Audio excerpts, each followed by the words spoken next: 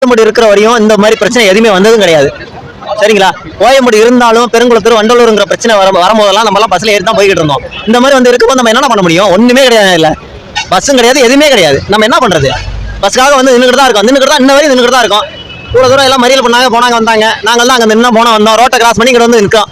வேற என்ன? பஸ்ஸும் கிடையாது, ஒண்ணும் கிடையாது. இதுக்கு சிவனி இந்த பஸ் ஸ்டாண்டை மூடி வச்சுட்டு விவசாயத்தை நடத்திருக்கலாம். இதெல்லாம் விவசாயம் நடனா எனக்கு தெரிஞ்சு அதுதான் நான் சொன்னேன். ஓகேங்களா?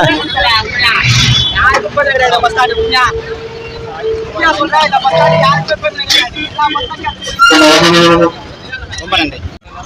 இல்லை, நான் வந்து நுங்கம்பாக்கத்தில் ஒர்க் பண்ணுறேன். நுங்கம்பாக்கத்தில் ஒர்க் பண்ணிட்டு இருக்கும்போது கோயம்பேட்டில் பஸ் ஏறது கொஞ்சம் ஈஸியாக இருக்கும். இவ்வளோ தூரம் பஸ் ஸ்டாண்ட் வந்து மாற்றிட்டாங்க, ரொம்ப கஷ்டமாக இருக்கு. ஏன்னா அங்கே வரது கொண்டு கிட்டத்தட்ட ஒரு 1.5 மணி நேரம் ஆச்சு. அங்கேருந்து இங்கே வந்து கிட்ட ஒரு 8 மணிக்கு வந்தேன். 8 மணிலேருந்து நிற்கிற வரைக்கும் கும்பகோணத்துக்கும் சரி, தஞ்சாவூருக்கும் சரி, திருச்சிக்கும் சரி, எந்த ஊருக்குமே பஸ் இல்லை. இது வந்து நார்மல் சாதாரண வீக் டேஸ் தான். வீக் டேஸ்லேயே வந்து இந்த மாதிரி கூட்டத்துக்கு பஸ்ஸே இல்லை.